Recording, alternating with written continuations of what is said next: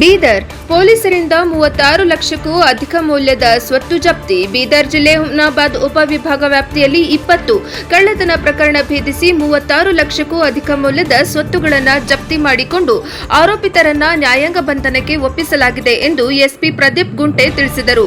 ಜಪ್ತಿ ಮಾಡಲಾದ ಚಿನ್ನಾಭರಣ ಹಾಗೂ ನಗದು ಹಣ, ಮೊಬೈಲ್ಗಳನ್ನು ವಾರಸುದಾರರಿಗೆ ಹಸ್ತಾಂತರಿಸುವ ಉದ್ದೇಶದಿಂದ ಆಯೋಜಿಸಲಾಗಿದೆ.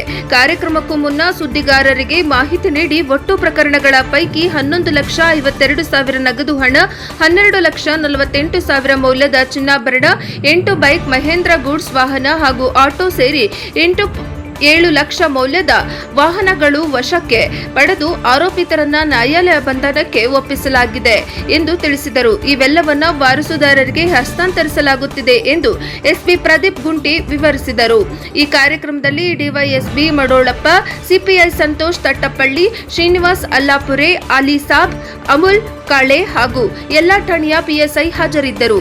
ವರದಿ ಶ್ರೀಮಂತರಾವ ಇಂಚೂರೆ, NKS TV4. ನಮ್ಮ ಹುಮ್ನಾಬಾದ್ ಉಪವಿಭಾಗದಲ್ಲಿ ನಡೆದಿರುವಂತಹ ಕೆಲವು ಕಳ್ಳತನ ಕೇಸುಗಳಲ್ಲಿ 20 ಅಪರಾಧಿಗಳನ್ನು ನಮ್ಮ ಹುಮ್ನಾಬಾದ್ ಸಬ್ ಡಿವಿಷನ್ ಪೊಲೀಸರು ಭೇದಿಸಿ ಸುಮಾರು 36,05,300 ರೂಪಾಯಿ ಸ್ವತ್ತನ್ನು ಜಪ್ತಿ ಮಾಡಿದ್ದಾರೆ.